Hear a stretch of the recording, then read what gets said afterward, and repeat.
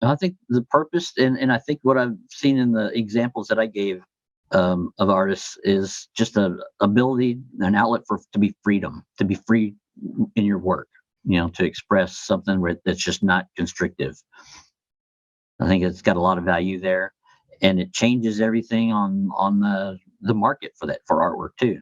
I think working larger, just there's all kinds of other facets that come into play.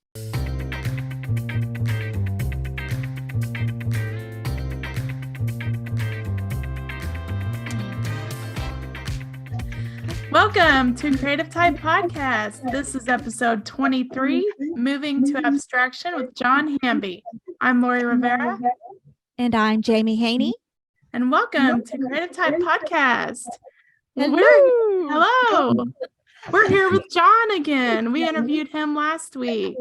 And hey, John. Such a great job. And it was so interesting that we decided to have him back. And he's going to be talking with us about abstraction today. Welcome. It's gonna be good. It's gonna be good. Yeah. Yeah. Yeah. Thank you for being on here. So John, in the last episode, you talked about how for a long time you tried to get photorealistic in your work, and that you were wanting to use more creativity in your work. Can you expand on that a little bit?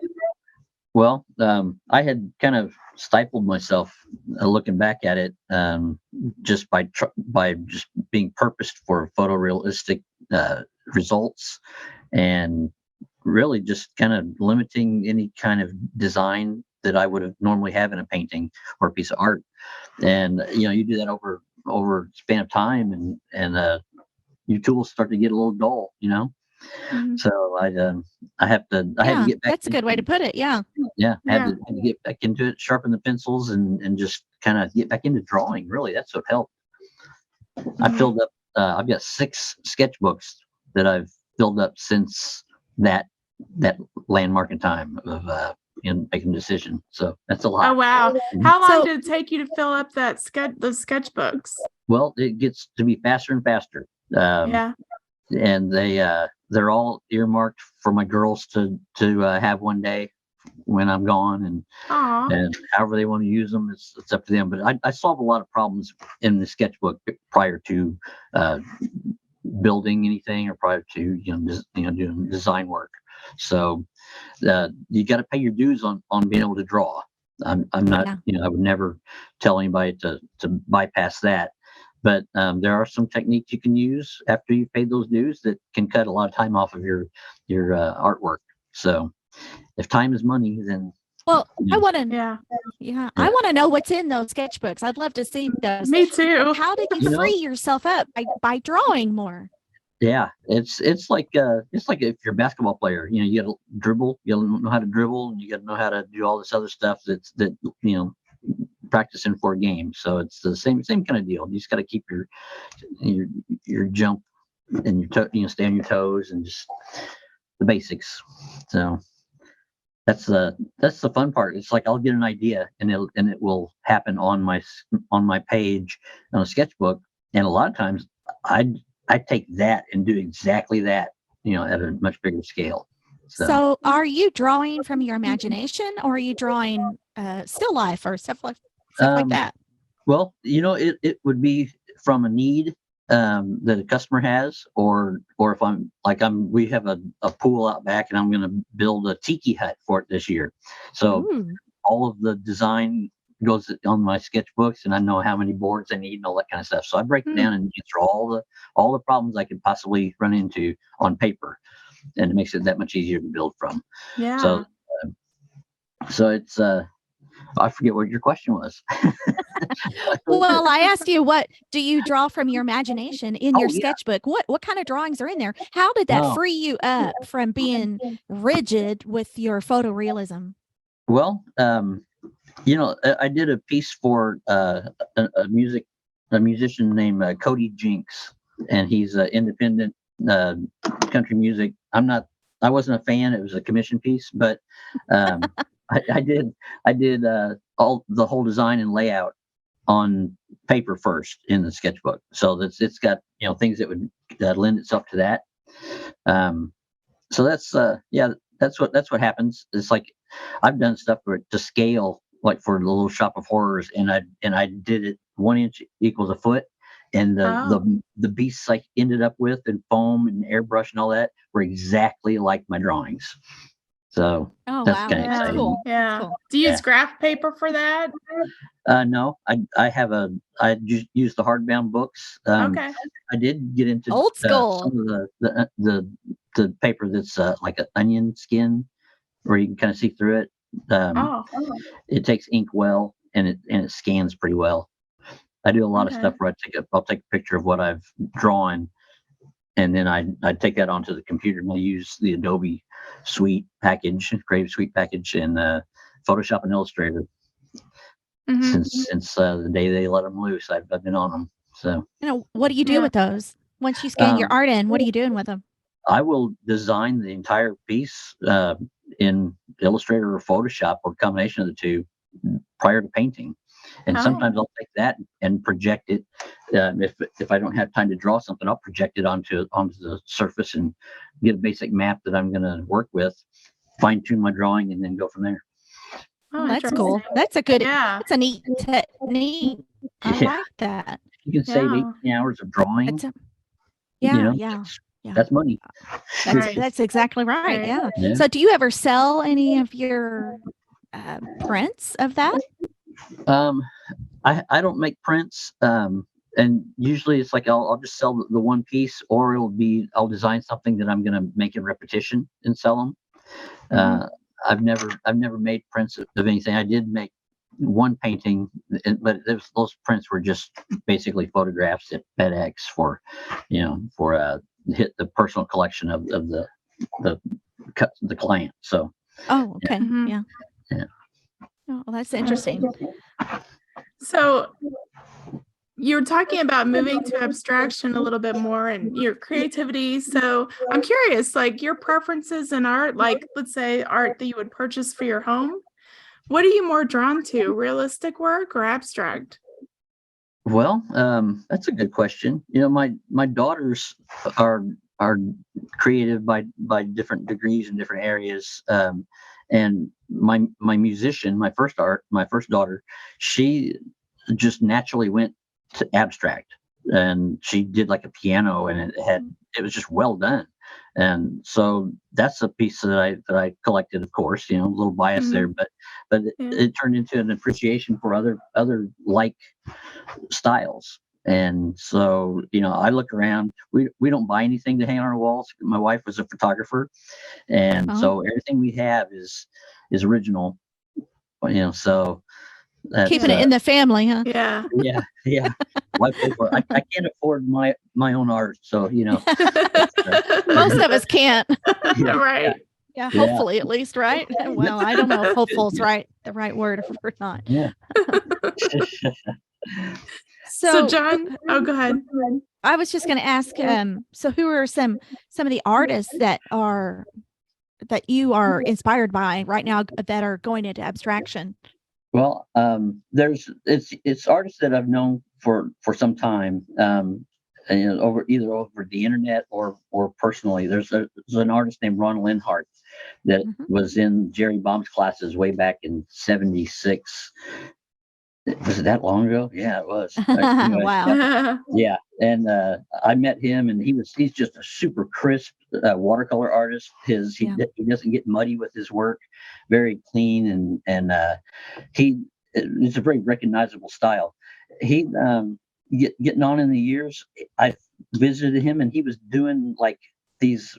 They look like something from up in the air, and it's looking down on the earth and seeing patches of ground, and it was color and like and maps lines. almost. Yeah. And I'm Yeah, like, I've seen those. I'm like, what happened? Well, how'd you do these? So they were great. And he just he had just kind of turned a corner in his interests, and while maintaining his quality, he just kind of turned and started doing some freed up artwork styles.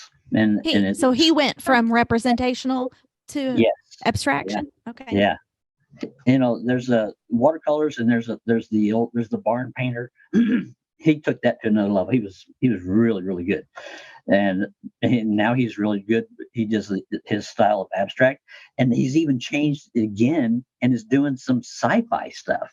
I'm talking about like weird cyborg ships and stuff, and they're so well done. And I'm like, dude, just keep doing it, Yeah. So it just made me wonder why, how does that happen? How does that transition happen? And so I started looking around, and there's another artist that I've befriended on the internet named Mandy Boudin, and she's Canadian, and she just does outstanding stuff. It's color, it's a lot of it's trees and landscapes, but I tell you what. She has so much work online that I started just poking around and looking at it. And I found a set of older images she had done, and it was basically a transition from the representative style to the abstractive style.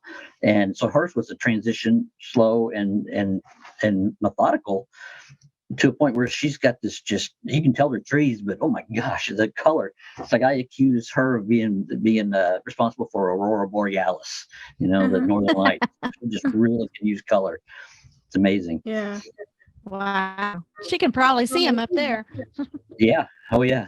Yeah. And then there's another artist that in New York City that I had friended. I figured out the other day, it's almost 35 years of knowing just over the internet and communicating. She was like New York City, one of the top graphic artists. And then she started just painting, doing a lot of like tropical foliage and stuff. And then some still lives of like marbles and a slice of cantaloupe on a plate with the sun shining on it. Her ability to use white and just leave it white was just amazing. Engineering white space into a piece of art, especially like a watercolor, can be tough. It's an area you got to leave it alone. Yeah. So just brilliant stuff. And now she's I think she's like crossed over that invisible line and become a painter, and leaving what she did professionally behind in New York City, and now being an artist painter there. It's kind of scary what she's done. I mean, they're outstanding stuff, but it's not it's tremendous work. Yeah. I think you've looked her up. Yeah, I did. Yeah, I did too. Yeah. Beautiful, amazing work. Mm-hmm. Great stuff. And she's more of like, there'll be textures and colors just kind of on the page that she's worked, and she'll do layers and stuff. So there's like so many different ways to do abstract art. Right. I tend to be more of I hold on to the representative, but I'll like use color to go abstract, where just different colors that wouldn't be there normally, put them in place like that. You can do like art. Do you feel like you were influenced by the Fauvism? Isn't that what it's called? Fauvism? That was a small, it was after the Impressionists, I think. Yeah. A small time when they were painting stuff with wild colors. Yeah. And see, that's what that video that I was talking about, the case for abstractive, PBS thing. It does a great job of giving the history and the progression. It wasn't an organized thing. It was artists all over the place just starting to do their own thing and not being restricted with, like I'm doing with commission work. They were just creating stuff, and I think that a lot of times they were in their attics, and there wasn't good ventilation, and they were like breathing in all the stuff for oil painting, and I think I think it shows in their work. Oh yeah, they were getting a little high while they were drawing, huh? So some of them might have been, but Kandinsky is supposedly the forefather of abstract work. And I think that the more abstract you get with like shapes and lines and just kind of stuff happening, the more bullshit you can add to it in selling it, the more BS you can do, there's a place for that in the art world, isn't there? Yeah. Just like the and titles. Well, actually, yeah. And actually, we did an episode on abstract art, and Kandinsky is given the credit for being the first abstract, but actually, Helma Klint was before him, and her stuff was just not even acknowledged until 1986. Mm-hmm. So, we got to give the women some power here. Yeah, they represent some of the cave art too for the hunting and but it's, there's I love to see female artists that are just changing the atmosphere with their artwork. It's just um, they they're just creative and they do beautiful work, and I love women artists. So, that's not supposed to sound weird or anything. It's just Yeah, sure. daughters are like, "Shut that." It did sound kind of weird. Yeah, you always get it right. So John, in our episode on abstraction, we talked about the purpose of abstract art. What's your interpretation of that? What do you think the purpose is of abstract art? I think the purpose, and I think what I've seen in the examples that I gave of artists, is just an ability, an outlet to be freedom, to be free in your work. To express something that's just not constrictive. I think it's got a lot of value there, and it changes everything on the market for artwork too. I think working larger, just there's all kinds of other facets that come into play that there you can really have a lucrative art career. So the viewer kind of interprets their own reality. Yes, yeah, and you can if you can label one element in a design and say it's the Ukraine, then everything else that's in there is they can find something to assign to the different things that make up the rest of the painting. You know what I'm saying? Yeah. So there's one time I hid a face in a little landscape scene I'd done, and I only did one face. The people would look at it and they would come up with 6, 7 different ones that they'd see. That I didn't comment. Yeah, so that's so cool. There's power in the eye, and we invite creativity, and something like that. I think the viewer really gets to participate and benefit. Any kind of reaction to your art, if they hate it, if they want to step on it or run their car over it, it's a success because of that reaction. Yeah, they didn't right. Engagement. And walk, and then just look at it and walk on the next one. So yeah, nothing is worse than just someone just walking by your work and looking and just keep walking. I think I would rather elicit some sort of emotion. Yeah, like whoo. Well, hopefully not that, but back to the faces in the art, that's an actual scientific phenomenon that we are, as a human race, we are made to see faces and stuff for our survival. It starts out as a baby, we have to be able to recognize face because they're going to be taking care of us. That's so right. It's interesting. It's really interesting how we do see faces, and I know there's a name for it. I can't remember what the name of it is. We've talked about this before, Lori. Do you remember dysmorphia? Or I don't know that. I don't remember. There's a scientific name. I'll add that in the show notes. Faces, addresses are always good to remember. You don't want to just walk into someone else's house. Names. And say, honey, I'm home. Yeah. So, John, how much time do you spend with representational art, and how much time do you spend with abstract? How do you split your time up? Well, I don't get a lot of pieces that say, "Hey, I want you to do something abstract for me." Every once in a while, I'll get somebody to say, "You're the artist. Just do whatever you think, and then it'll be great." I like that kind of freedom, but then again, it's like when you're used to parameters, it's kind of hard to find a starting point. It is, for that. Yes, because I can tend to be a little off the hook, and I'll have LED lights in it and layers and all, a little part of it will rotate, and it's like all they wanted was a picture of their dog. Well, they have to beware when they ask you to have creative freedom there. That's right. Yeah. I have to ask, because this kind of leads to that. Do you find that it's easier to sell representational work than it is abstract? Well, it is, in that a lot of times if it's commissioned, they've come to you asking for something specific. Yes. So, I mean, that is a relief. It gives you a solid place to start. And I usually have photos to work with, that they've supplied. So I'd say that the the representative is easier, but it's more taxing on your technical skills. So Yes. Yeah. that's what you got to stay sharp with. That's why you sketch and keep your basics going. Yeah, because I can't help but wonder, like with Mandy Boudin and Marley's Merc Najaki, the other artist the one from New York.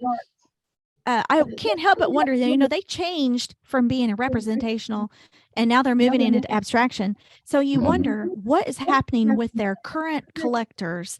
How are they are they accepting of this new work, or are they both having to find new collectors? That's always been kind of a concern of mine, because we've talked about people wanting representational mostly around here, and so I want to have that creative freedom too.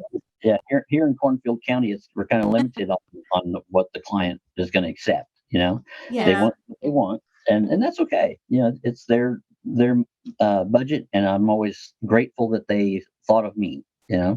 So but in the other areas, like in New York, I mean, she has Marley's has a following, and they have their loyalties, but there's other artists that they like and appreciate, and they have their community going, and she has her collectors, and she sells her work probably almost effortlessly with her career past.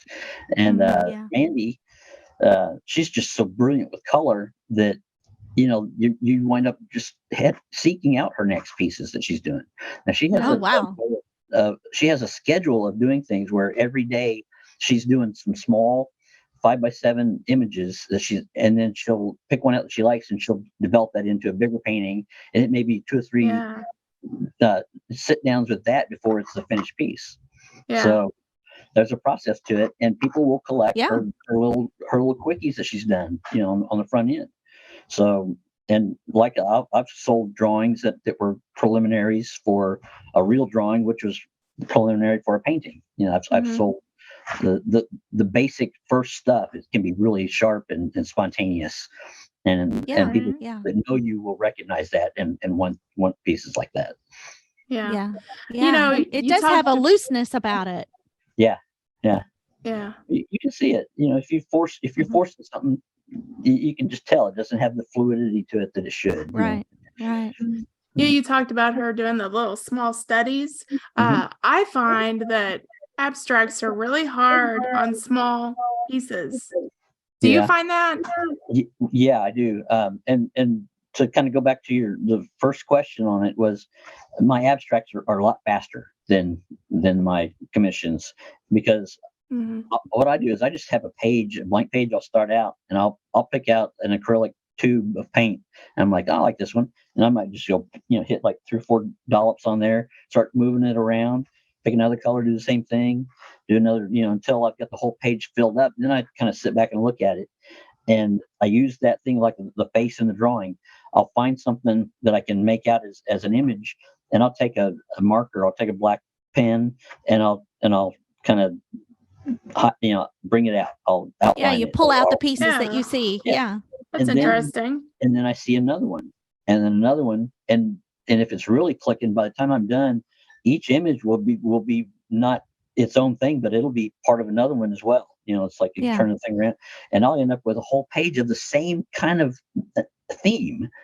I don't know how that happens. It's like if first thing I draw is a bird, I'm going to see birds all over it. Yeah. It's happened with fish. It's happened with birds. It's happened with superheroes. I'm not even. Oh, wow. I saw Batman. It's got to be something in your brain. Yeah. It's got to be something. Because they were, I purposely, if I catch myself trying to paint something in there on purpose, I got to stop, because I've just broke the rule. So. Yeah. So you have rules for yourself with that. Yeah. Me ungoverned. Like what? Can you think of some that you could tell us? Well, it's just okay. Like, I think it kind of goes with, like, if you've got a painting and when it's finished, and you also know when it's not finished. It's like there's something you can do more to it. That finished area might be a rule. I got to take everything to this point. If I'm going to have Okay. gradients, I got to have gradients throughout. Like if so it's that kind of approach. Yeah, Okay. if it's a style of like pointillism, I don't want to change styles midstream and go something else. Right. You Oh, want yeah. that cohesive look. Yeah, those kind Yeah. of rules. Yeah. Yeah. Right. So you mentioned, I'm curious, your pricing. You said your abstracts don't take as much time. Does that affect how you price your abstracts versus your representational pieces? Well, usually my abstracts aren't sold. Oh, yeah. Yeah. I've got these ones here on that partition because they were just something spontaneous, and I did them, and I didn't have anywhere to put them afterwards, so I stuck them on there. Okay. And you're enjoying yourself. Yeah. Yeah, so yeah, I mean, I don't paint generally unless it's sold, Uh-huh. and that's, I mean, it sounds kind of cocky, but I just don't have a body of work sitting around that I can do a show with, because Well, it it's sounds Okay. like you're building up your body of work with those abstracts. Have you Right. thought of that? Have Yeah. you thought of doing that? But that whole thing is collectively one day going to be for sale, and when I'm done with it, it might be a $10,000 piece, So, well, there'll be a buyer Aim somewhere high. for it. Yeah, Yeah, there of will course be. there will. Yeah. Yeah. It just that right person has to come along. We talk about that Right. all the time, don't we, Jamie? Right, and Yes, that's right. you get into our years and our experience. Anytime you approach that paper, there's a price to that. Yeah. Yeah. There should. Right. The famous story about, was it Picasso that drew something in like 5 minutes on a napkin for a woman, and because she handed it to him and said, "Draw me something." Yeah. And he says, "That'll be $10,000." And she was just like, "Oh," Check but this it out. took, I've done accumulation of all his logos years. I've done logos for a company and spent 20 minutes, and it turned into a huge sign and all of their printed stuff, it went everywhere, and it was a 20-minute drawing that I got $25 for. Yeah. Oh no. Yeah. Oh no. Yeah, but there's been other ones where I spent just a little bit of time, and especially with companies, they don't always want to pay just a little bit. They, if it's $50, they're not going to write a check for it. They're just going to, who knows? But Yeah. I always heard that the guy that created the Nike logo got paid like it was less than $200, and that was it. And now look at Wow. it. Isn't It's that something? crazy. Yeah. Yeah. I know it's a whole other ball of wax, but pricing and intellectual property is, you gotta get it right. You gotta walk in the Yeah. right mindset. You gotta protect your stuff. Oh, we'd love to have you on Right. for another episode to talk about just that. Do that. Let's do Let's it. do Let's that. plan that. Yeah. Yeah. Oh, that'll be great. Well, the listeners will love that because, that is very subjective and heated, sometimes arguments about pricing, and everyone Right. has a different idea on how you Yeah. should handle that. And you do have to just find what's right for you. But I It's can't the wait to only talk about area that. Yeah. where prima donna is, I think, is productive. Having that kind of I'm the best artist in the world kind of attitude. That's where it pays off. Everywhere else, it's like, okay, leave it outside. Yeah. So do you- have to be a diva. That's So right. do you paint daily? Are you in your studio every day? The hours that I put in, and this has been a topic here at home because my wife has gone into the workplace, and she's doing the role that I used to do, and now I'm home and I get to do grandbaby stuff, but the hours I spend drawing and designing far surpass what she puts in, and that's not dragging her down or anything, but it's all right here. It's all set up. I got so much going on that I'm constantly working. Yeah. There's very few hours. I don't know what happens on television anymore. I don't know any of the shows, and I don't know what the weather's like outside today. And what is it? We're looking at what. It's Yeah. beautiful. It is beautiful. Yeah. So that's I'm underground and head to the art table, and sometimes I can get out of bed, go to the art table, start working, and I find myself yawning. I look at the clock, and it's time to go to bed. I've done that several Wow. times. So Yeah. Well, it sounds like you've got work waiting for you. You have a line of jobs ahead of you. yeah, definitely. Yeah. And what's scary is some of them that have prepaid. I've learned not to do that. because it's like you have a schedule and we need groceries. Okay. I need to do a piece of art to get some grocery money. So if I'm always doing that, then what's prepaid kind of gets pushed and pushed and pushed. And then, oh yeah, right. Unless you do it immediately. Yeah. it's a Right. discipline that I struggle with. So I almost need a manager. But yeah, so Needs some structure in your day, huh? there you go. I had a boss tell me that one time when I got fired. We think that you would do better with some structure. Yeah. I think most artists go and get fired from a job or at least one. Yeah. Well, my career has been in 10-year segments. I get to that point of 10 years and they've either changed their format so much and I'm not conforming to it, or they just don't want to see me at work anymore because my attitude. I don't know. Attitude. Well, it seems like you've got a pretty good attitude to me. Yeah. Yeah, Phil, every day, I wake up and I'm me every day and I get tired of it. So, You're over yourself, huh? Yeah. So how long does someone have to wait for a commission? How backed up are you? Right now, I'm looking at, let's see, I'm about a month out. Okay. Wow. Yeah. And it kind of depends on, really, there are other elements that come into play, like my inspiration with it. Man, if I see their finished work, in my mind, I like to jump on it and work to that. Yeah.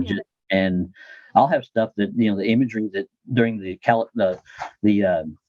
I have to say calibration, during the time of, where you're collaborating, they sometimes they'll just be creating an image in my mind, and that's all I got to do is just start on it. So Yeah. that's cool, and that's kind of like channeling for some, When inspiration strikes, right? Yes, we talk about that a lot. Yeah. Yeah. But it's got to find you working, like Exactly. the quote goes. Yeah. And Inspiration has deadlines to find you working. deadlines. I try not to procrastinate, but sometimes that happens. And when you have a lot of stuff going on, you can catch yourself working on small, more quickly rewarding things than the big piece. Mm-hmm. I find that I work better with the deadline. I need that deadline to push me. Yeah. I probably do too. Yeah. It's like they say, well, just be creative, whatever. Or if they say, whenever you can get to it, that's dangerous. Oh, that's the kiss of death right there. Yeah. 2 years later, have you done that yet? No. Yeah. Right. My longest drawn out deadline was from high school until just a few years ago. Yeah, I just let it. Oh, you're kidding. Yeah, Oh my I finally did it. Hopefully that wasn't prepaid. It was not prepaid. In fact, when they tried to pay me, I just gave it back to them. So. Oh yeah, it's probably a good idea. You have to tell us, what was it? It was I was commissioned to do a Black Mount Rushmore. Okay. So instead of George Washington, it had Martin Luther King, and then there was Malcolm X and Muhammad Ali and Obama. Now, see, that had changed over the years because back then there could have been Bill Cosby on there, Yeah. Told him, he's like, no, I don't want Bill Cosby on there. And so it was the many years. So that's how we wound up with who we did on there. And I got to tell you, it was a defining piece because I think I've got a picture of it on here somewhere, or at least I got it on my Facebook page. And the stonework, I did it exactly like the surrounding areas of Mount Rushmore, and did the portraits. And I saved the sky for last, and I totally botched it. I wound up with this cartoon-looking sky that was just wrong. And I couldn't stop myself from doing it. I kept painting and painting, and I panicked. And it was all watercolor. So I get a hold of my New York artist, and she's like, calm down. It was weeks of work on this thing. And she's like, well, gouache will cover watercolor, and acrylics will cover gouache. She said, so take that and run with it. So I was like, oh, okay. So I painted over the watercolor sky with white gouache and started painting with that, and it started to get out of hand. So I quickly went to the acrylics, and I wound up with an acceptable sky with a little bit of purple hues in it and stuff like that. So it accented it. But the 2 days of panic in there, I was looking for high enough places in my basement to hang myself. It was Oh just my God. Oh gosh. I was freaking out. So, Well, being someone, I consider myself an entrepreneur. And I just have to say, I know that we haven't known each other that long, and I really don't know where you stand on this, but I see like piles of money being left on the table by you not doing prints. That Black Mount Rushmore is perfect example. I mean, have you ever run into someone using your artwork, because that's your copyright, that's your property, intellectual property. Have you ever run into someone using it without your permission and making money off of it? I have not. That you know of. Right. Yeah. I think I've seen the pages on the internet that they had it placed like in something that would get changed in and out from then. And so obviously they had collected images on Facebook that I'd done. That's the risk of the internet. It's all out there. Now, if I would come down on somebody pretty hard if they had like omitted a signature and were claiming that they did it. Yeah, I'll chase that rabbit, as far as I can, as he'll run, So, Do you copyright your work? And I'm real careful on when I'm referencing photos that I collect, that I'm just doing it for like the shape of a certain car or something like that, and not trying to emulate infringe or on infringe on their work. Yeah, right. Do you copyright your work? No, I really don't. It becomes the owner's, the client's, collection, and it's theirs after I create it. I do sometimes request that I can revisit it and make some copies to share, or some downsized prints of it, for whatever. And usually I get their permission first. I don't post anything online until they get the opportunity to, or they say, go ahead and do it. So, well, you, by law, you have right. You don't have to ask. I mean, that's kind of ethical, to ask, but it's yours by law to even sell. Yeah. If you so chose. This Lazy Susan, for where it's going to be on an island that, I'll never get to go there. Kenny Chesney hangs out on that island. So, it's like, it's pretty exclusive. I could probably get away with, making some copies of that and selling them here and there. But I know that the collector having a one of a kind means something to them. So you pay for that up front, Well, John, this has been a great conversation. We've really enjoyed having you. We just have a couple questions left. I'm wondering, do you have anything to add that we didn't cover?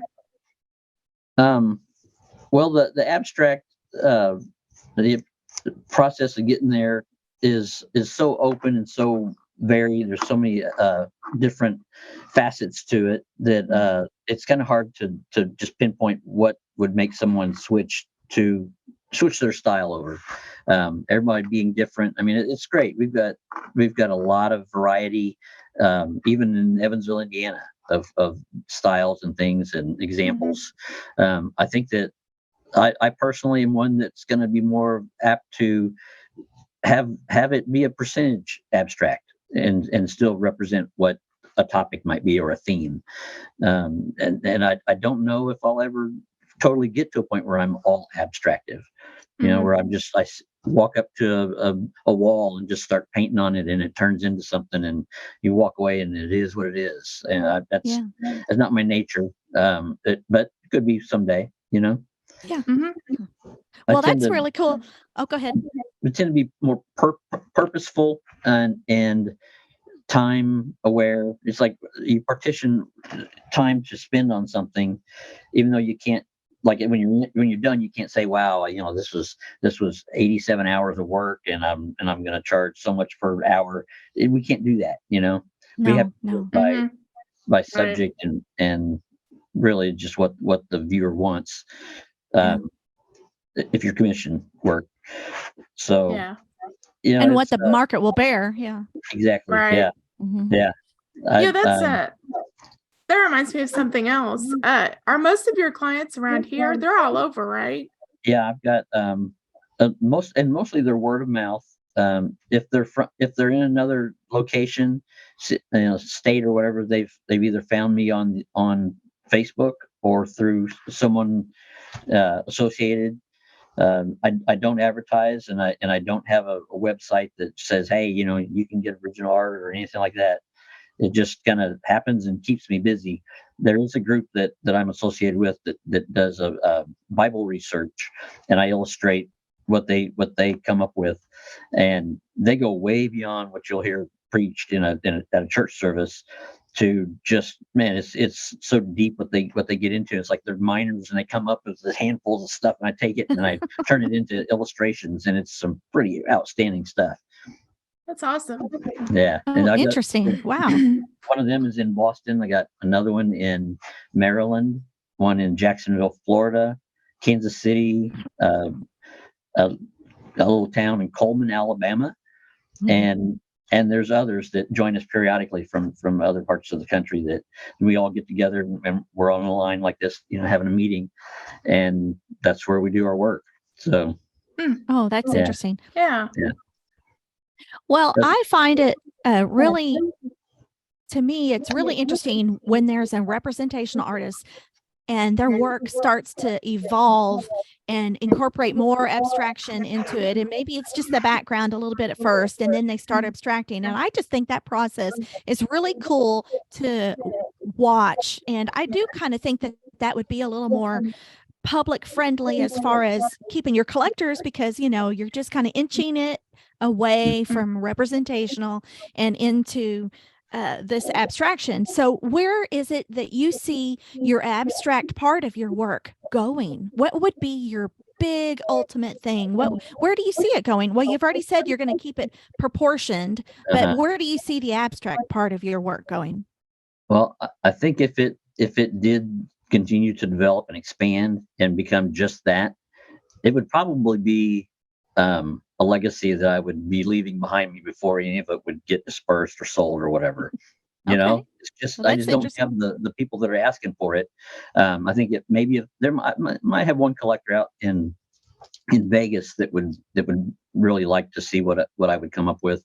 But as it is right now, I do pictures of all their pets and and gifts for Christmas. I'll get hit up to do a volume of stuff for different people around that want that perfect Christmas gift for their peer that has it all already, Yeah. Yeah. Right. Yeah. I think that kind of goes to, I think we've touched on this before, Lori, that at some point you have to decide that you're going to stop doing work that's paid for and start doing work that's for yourself, and then the buyers will find that and find you. But it's hard, especially if you're trying to keep your money up for your family, and this is your income, your sole income. So it is hard, but I think you could do it, John. I think so too. I think if you put it out there, it's going to be like you build it and they will come. I really do feel you have enough collectors, and once you put it out there, that's when they a lot of them don't even know that's what you want to move to. So I think you could do it if you so choose to. Instead of waiting for it to be your legacy, why not enjoy it now? Yeah, that's good. That's good advice. I wish I was more in the moment. There's sometimes that's my best work, and there's other times it's by far my worst. Where I sit down, I'm just going to create something. I'm like, oh, that's created for the trash can. well, and I've talked. I don't agree with that either. And it's not for us to judge, right? It's up for the collector, because stuff that we talk about this all the time. I can paint something I think is absolute trash, and then someone is like, oh, that's wonderful, and you're like, really? So it's not. It is, but no, I mean, even collectors, I'm amazed all the time. So it's not for us to judge our own work. I think Andy Warhol said that it's up for them to be the judge of my work, not me. Or did it, or one of his people said it probably because he sat there quietly most of the time. I do think that's actually one of his quotes. Now, I'm not quoting it correctly, but Right, I believe that is the gist of it. Yeah, we Well, are our own worst critics. Yeah, we that's for sure are. sure. Yes, yes, yes. It's Yeah, important and to it's hard know to get past that. when something's not finished yet, though. You can't. You just all of a sudden you're Yeah, done painting. right. Yeah, I think there's an Yeah. objective. Well, that has sometimes to be we met. abandon work. Yeah. Yeah. Yeah. Well, there's and I think there's a- sometimes, I just abandon stuff. yeah. There's a portrait that I did that I just stopped and changed direction on it, and I think the one that I stopped on was actually better than what I ended up with on my second attempt because it had the spontaneous stuff on. You could see some of the unfinished lines, and it was kind of like the yeah. portrait of Washington, where he's it's like not finished from here down. It's just as part of his head. It's nice. Yeah. So- Yeah. There's an abstraction feel to that. Yeah. Yeah. I love it. I love it. Well, thank you so much. This has been interesting. I know that we could just talk for hours on this, but we're going to go ahead and cut it off and All right. look forward to having you back, John. Thank you so Yeah. much. Hey, Thank you. so much. I was a bit nervous, but I'm so glad that you had me on, and I've enjoyed being able to pick your brains and listen and just see how Oh, you wow. do this thing. You're Well, having fun. likewise, Yeah. I'm feel Yeah. honored to be able to pick your brain. Yeah. You're ahead If of you're all of glad to be us. an So. artist, raise your hand. Yeah, you glad to be an artist? I see a hand right there. See, that's right. Yeah. Well, Carry on. yes. Thank you so much, John. It's been a pleasure talking with you, and we look forward to seeing you again. And I'm sure that our audience is going to get a lot out of these episodes that we've created together, and look forward to creating more. So All right. Yeah. thank you for joining the Creative Type Podcast, and we'll see you next week. See you in the Bye-bye. Yeah. Bye-bye. Adios.